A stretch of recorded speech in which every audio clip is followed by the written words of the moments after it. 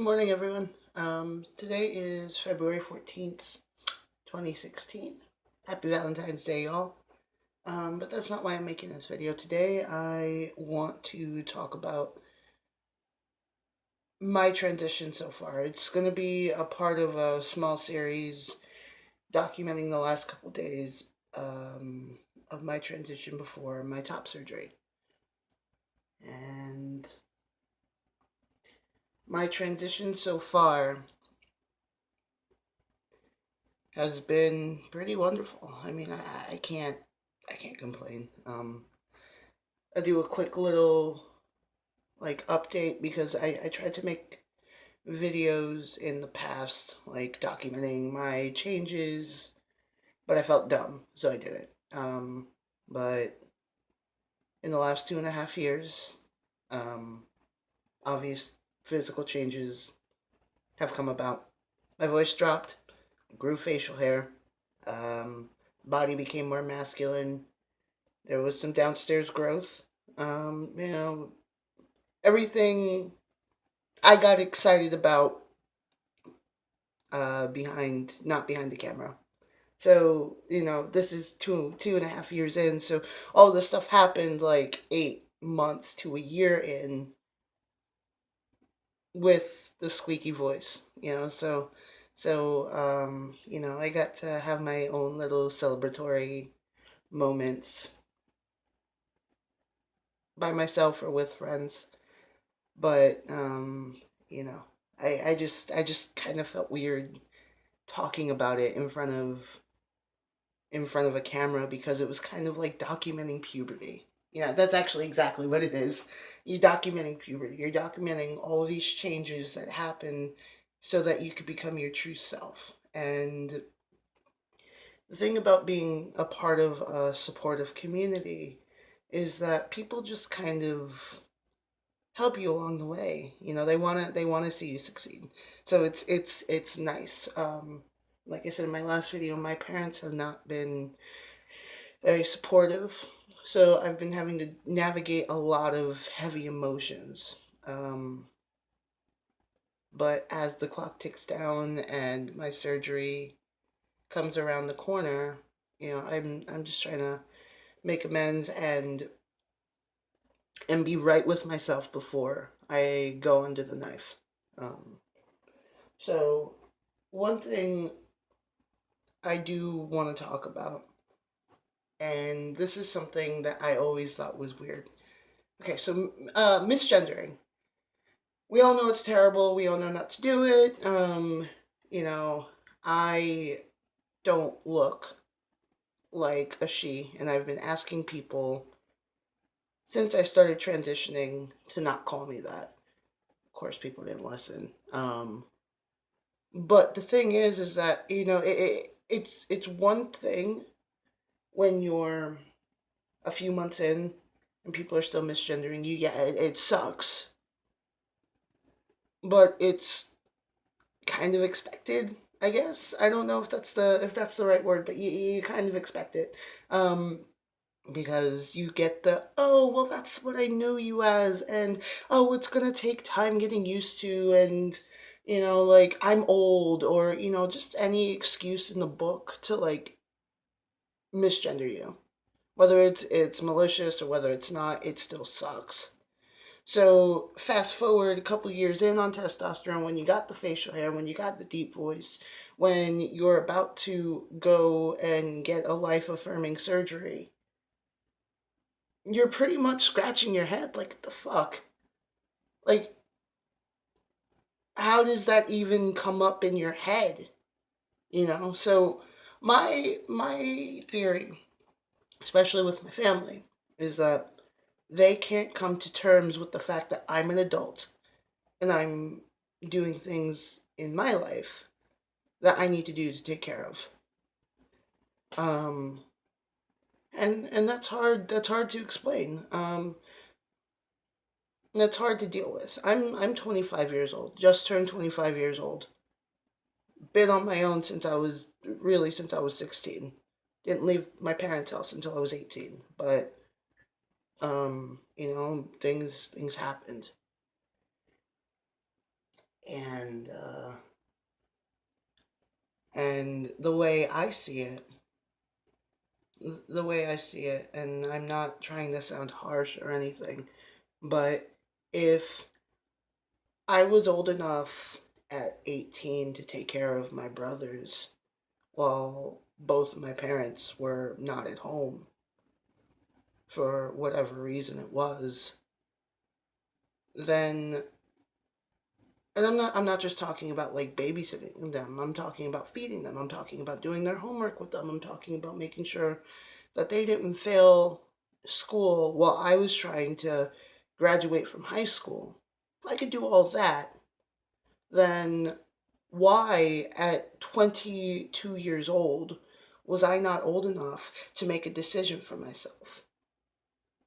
It's it's a decision that flipped my world upside down, and I don't regret it at all. In fact, yeah, I still have my shit that I need to work through. Yeah, I'm still dealing with depression. Yeah, I have a hard time letting stuff go, but I have never been more confident and more happy than I am right now in this current position. And that's huge for me. I don't have a lot of money. I don't, I'm trying to figure out what I want to do in 5, 10 years. But I'm happy as is right now. I have a roof over my head. Well, right now I have one job, but I'm able bodied and I'm capable of working. So I'd say I'm pretty grateful and I have it pretty well off, despite uh, some of the mental illnesses that I'm dealing with.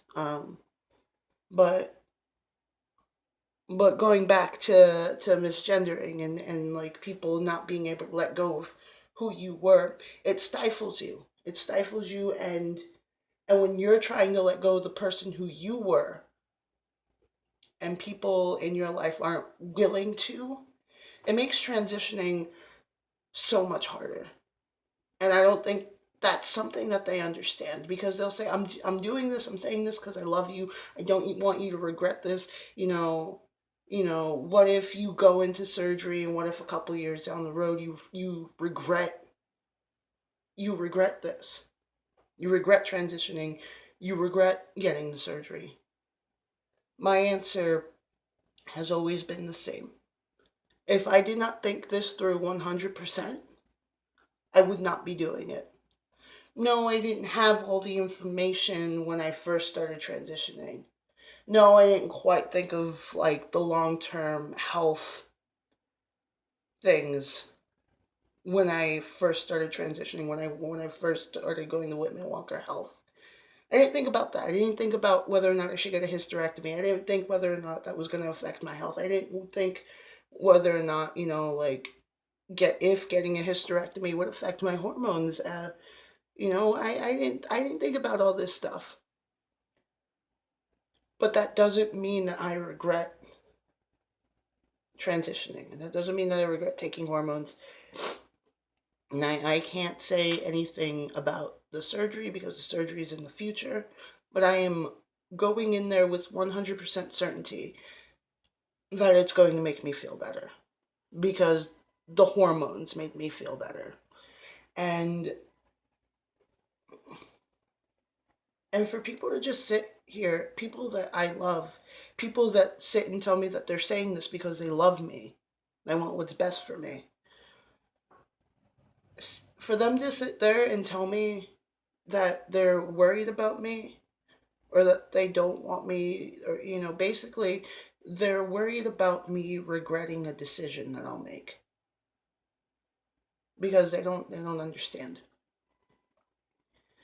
They don't understand what it means to be trans. They don't understand what it means to be a trans man. And when you sit here and try to explain it to them, it's like talking to a wall. So you have to pick your battles. You have to choose who you want to come along for the ride. I've been trying to bring my mom along, and she mostly gets it, but it's like It's like driving with a flat tire. It's going to get you far, but it's not going to get you. It's not going to get you far. I take that back. It's not going to get you far, and it's not going to take you where you need to get. And I hate to say that because I love my mother with my entire heart. But it really sucks having, when I have to have the hard conversation with her and she just completely turns off. So I'm in a position right now where I'm just trying to figure that out because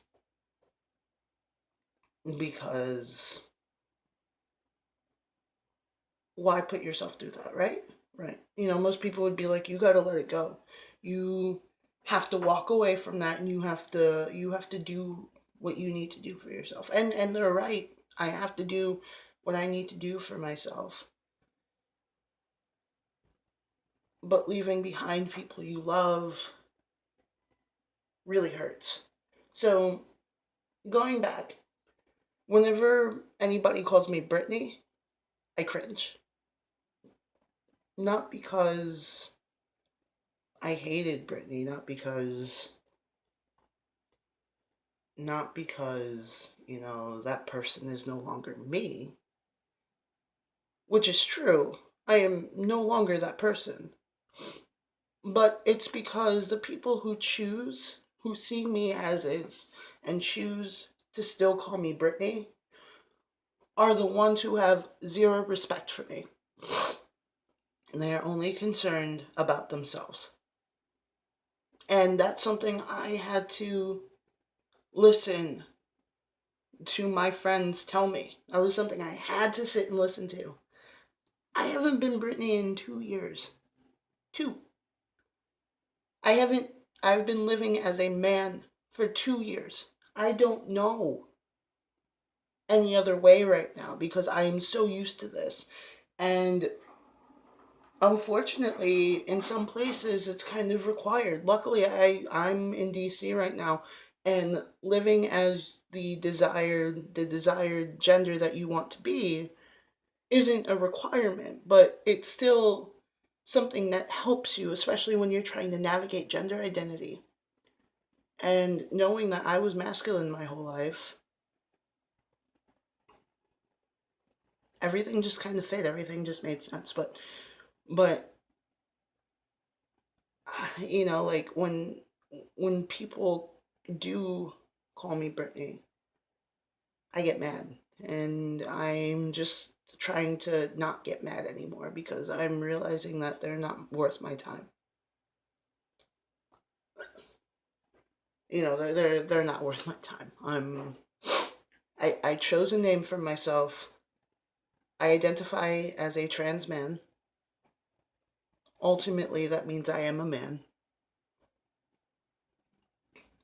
And the people who honor me, the people who respect me, are the people that I need to keep in my life.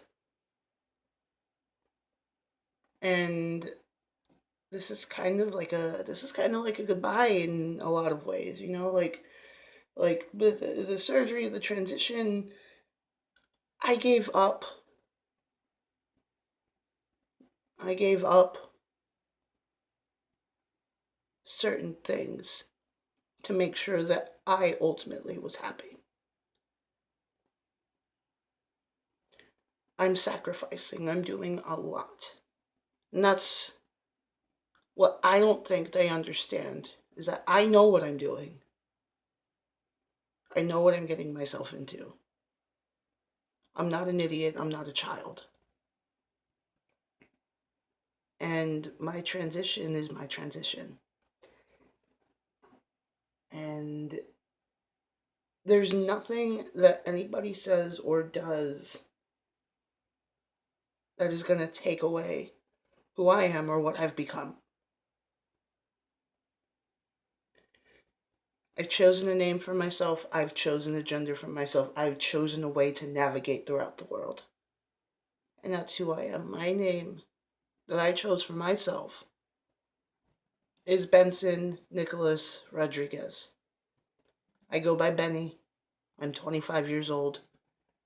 I'm a man. And I've never been happier than I am in this present moment. It means for this to go on 15 minutes. I'm gonna peace out now. I have a brunch to attend to. So I will see y'all next time. Deuces. Signing off.